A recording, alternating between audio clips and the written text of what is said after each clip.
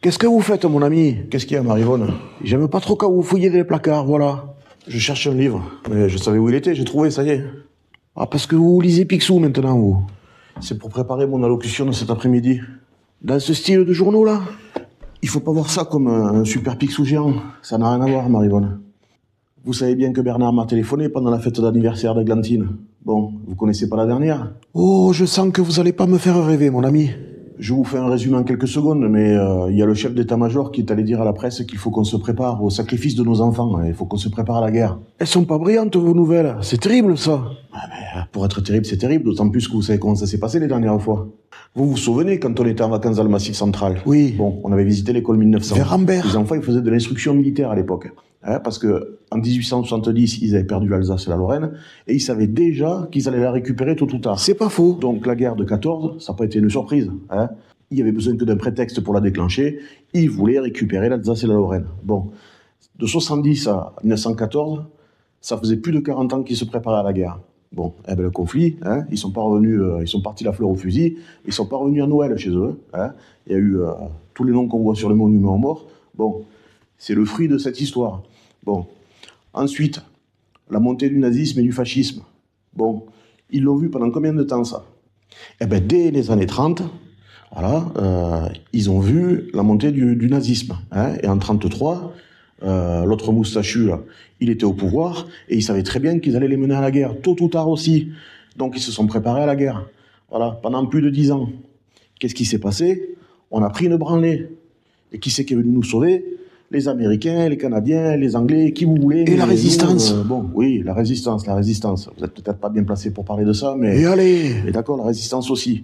Mais sans les Américains, c'était mort, c'était plié l'histoire. Alors là, oui, il y a une guerre, elle est pas trop loin de chez nous. Mais bon, c'est une guerre parmi tant d'autres. Des guerres, il y en a plein le globe. Et celle-là, parce qu'elle est à côté, on commence à avoir les fesses qui font bravo. C'est normal. On veut s'en mêler parce que c'est à côté. Vous croyez, vous? Alors, soit on s'en mêle, soit on s'en mêle pas. Mais si on s'en mêle, il faut être préparé, à mon avis, un peu mieux que ce qu'on avait fait les dernières fois. Parce que sinon, on va se prendre des culottés. Vous savez comment on s'y prépare à celle-là de guerre? Pas dans le journal de Mickey, j'espère. Eh ben, comme le chef d'état-major, avec des grands discours.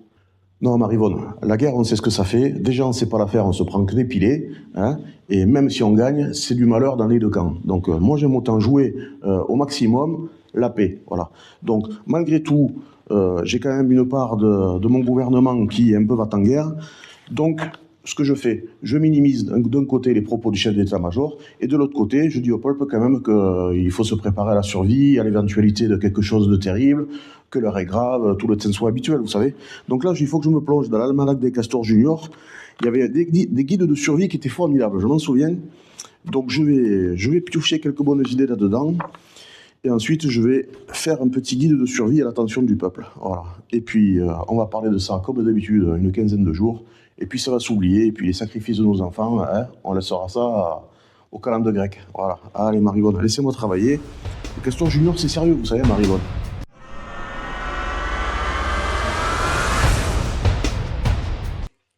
Non, Marivonne, je suis désolé. Je ne peux pas vous aider à la cuisine. Moi, j'ai une allocution à faire. Voilà.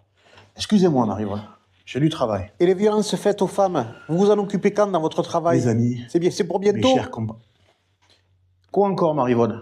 Il y a des violences tous les jours. Ah bon? Ça vous fait rien. Et que voulez-vous que ça me fasse? Alors les violences faites aux femmes, ça vous fait rien? Ben rien du tout. Ça devrait vous faire, vous êtes président. C'est pas mon problème. Comment ça, c'est pas votre problème? C'est vous le président ou c'est moi? Ça pourrait être mon problème. Enfin, il y en a plus de la moitié qui cherchent ce qui leur arrive. Mais vous vous entendez? Une grande majorité, en tout cas. Mais vous racontez n'importe quoi, mon cher ami. Je vais vous expliquer les mesures à prendre.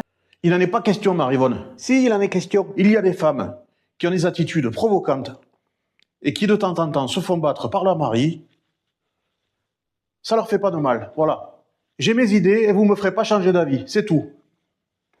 Je vous avertis que vous et vos idées de macho rétrograde, vous allez me faire cette allocution tout de suite, sinon ce soir, je vais chez ma sœur. Marivonne, pas de chantage, s'il vous plaît.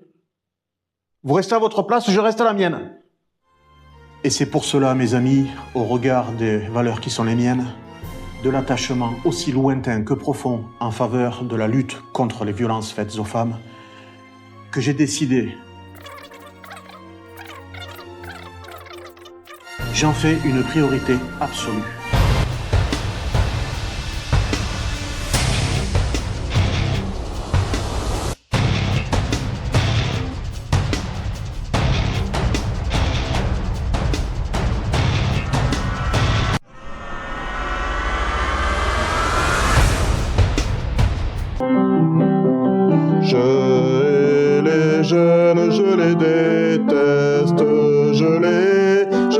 pas les voir. Je les exècre, je ne peux pas les voir. Qu'est-ce que vous faites là? Qu'est-ce qu'il y a, Marivonne? Vous m'avez fait peur, là. Je suis en train de composer une sonate pour clavecin. Non, vous vous foutez de la gueule des jeunes. Moi, je me fous la gueule des jeunes. Exactement.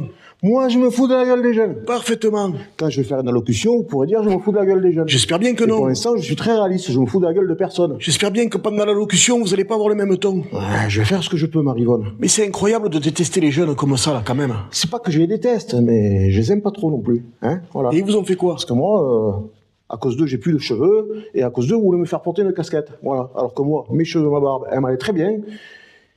Et mon béret, je l'adore. Beaucoup plus que les jeunes, vous voyez? Voilà. On aurait dit un vieux berger, et de couper tout ça, ça a déjà modernisé l'image, alors vous avez promis de toute façon. Je sais que j'ai promis, Marivonne. Voilà.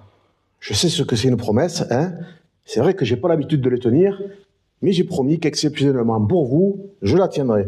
Donc, je vais la tenir. Eh bien, allez-y, parce que vos compositions, merci bien.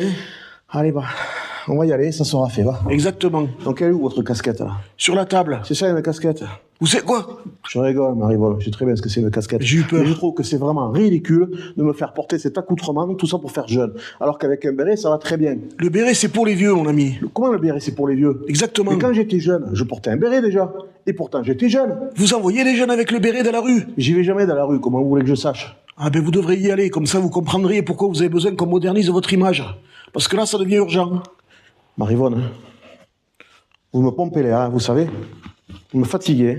On sait pas qui fatigue qui, je vous le dis, moi. Voilà. Ça vous plaît comme ça? Je fais jeune?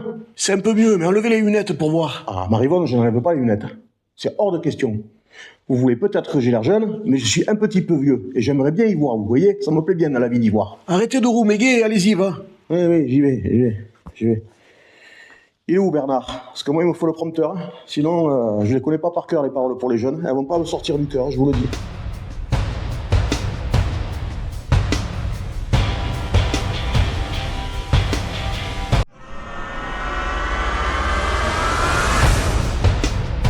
My way, I'ma get you far, show you a bitch, you wanna fade, but I can't try this home. Ouais, j'ai la jeunesse. Mettez la casquette à l'envers, monsieur le président. Envers? Ah, je vois plus rien, là. Ah, ok.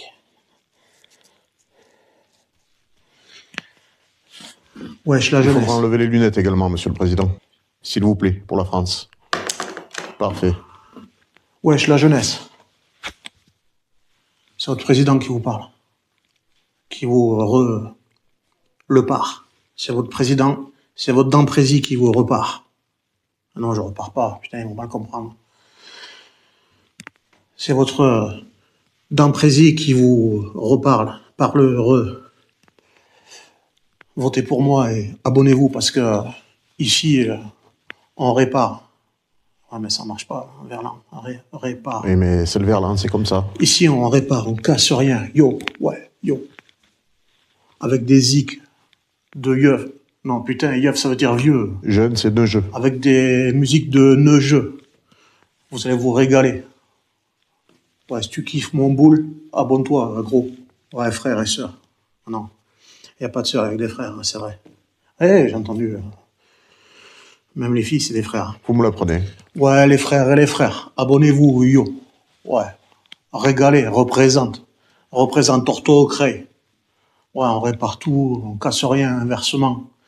Inversement, c'est peut-être un peu compliqué. Remplacé par vice-versa. Ouais, on répare tout, on casse rien, et vice-versa, gros. Ouais, les frères et les frères. Abonnez-vous, yo. Wesh. N'oubliez pas le geste rebelle, monsieur le président. Ouais, c'est ça, t'as vu. Rebelle, mais. Parfait. Rebelle, ouais, gros. Ouais. Monsieur le président, vous avez oublié de dire nique sa mère. I don't ever slow up, no I don't take sh- I got no love for the fakeness. If you wanna play tough and wanna hate this, I'll always show up and make a statement. I don't ever slow up, no I don't take sh- I got no love for the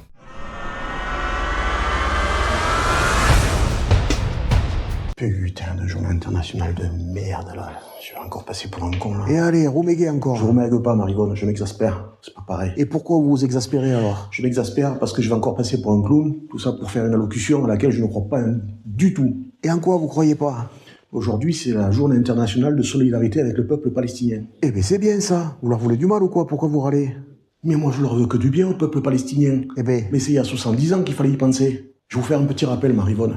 Il y a 70 ans, en 1947, tout ce qui n'était pas blanc ou occidental, on les considérait comme des sauvages. C'est pour ça qu'il y avait la colonisation. On était parti les cultiver à coups de fusil. Hein. C'est chez vous, c'est chez nous. Ce qui est à vous est à nous. Voilà, c'était comme ça à l'époque. quand même. Donc la Palestine, c'était quoi? Peanuts, rien. Oh, Donc les Juifs, par contre, pendant la guerre, oui. ils ont souffert énormément. Ah, c'est sûr. Et le monde occidental s'en voulait. Quel malheur. Donc, qu'est-ce qu'on a fait pour se faire pardonner des horreurs qu'on leur a fait subir? On leur a donné un pays. Mais ce pays, vous croyez qu'on aurait pris un petit bout de France, un petit bout d'Amérique ou je ne sais où? Non. Ils sont allés dans un pays où les habitants, ils ne les considéraient pas comme des êtres humains. Hein. Je pense que le chien du président américain avait plus d'importance que le peuple palestinien à l'époque. Ils ont coupé en deux. Aux Palestiniens qui étaient à gauche, ils leur ont dit « poussez-vous sur la droite, il faut faire de la place aux Israéliens. » là. Alors après, il ne faut pas s'étonner qu'il y ait des problèmes. Parce que souvenez-vous, quand nous, en 1870, on a perdu l'Alsace et la Lorraine face aux Allemands. Qu'est-ce qui s'est passé? Je sais pas. Mais il s'est passé qu'à l'école, à partir de ce moment-là, on apprenait aux petits Français la haine de l'allemand. On leur faisait faire de l'instruction militaire parce qu'on savait qu'un jour, on irait récupérer l'Alsace et la Lorraine. Bon, mais que croyez-vous qu'ils apprennent, les petits Palestiniens, à l'école? Ils apprennent la haine du Juif, la haine d'Israël, parce qu'ils savent très bien qu'il va falloir prendre les armes pour les récupérer leur pays. Ils en sont au même point que nous, il y a plus de 100 ans, entre la France et l'Allemagne. Mais à l'ONU, vous devez trouver comment résoudre ce problème, quand même. Eh bien, je sais pas, Marivonne, si on peut résoudre ce problème. En attendant, ce qui est sûr, c'est qu'il y a une journée internationale de la solidarité avec le peuple palestinien qui a été instaurée par l'ONU. Par l'ONU, les mêmes qui ont coupé le pays en deux en 47. Voilà. Et moi, je participe à cette mascarade. Aujourd'hui, je vais découper une dizaine de rubans bleu, blanc, rouge pour inaugurer des expositions sur la Palestine. Voilà. Ah, ben, il va être résolu avec ça, le problème. Il va être résolu. Non, je sais pas comment ça se finir, mais ce qui est sûr, c'est que moi, Bernard m'attend, il faut que j'aille passer pour un clown. Voilà. Allez, Marivonne, à tout à l'heure. Putain, l'allocution de merde. Ah, Monsieur le Président, vous allez être content, je vous ai concocté une allocution qui va faire le buzz. Je ne comprends pas pourquoi vous râlez alors que vous allez faire le buzz, Monsieur le Président. Rappelez-moi pourquoi je fais une allocution aujourd'hui, Bernard. Pour la journée internationale de solidarité avec la Palestine. Et qui c'est qui l'a instauré? L'ONU en 1977. Et qui c'est qui a coupé la Palestine en deux en 1947? Toujours l'ONU. On est d'accord, c'est une mascarade. Les gens ont l'habitude, Monsieur le Président. Oui, je sais.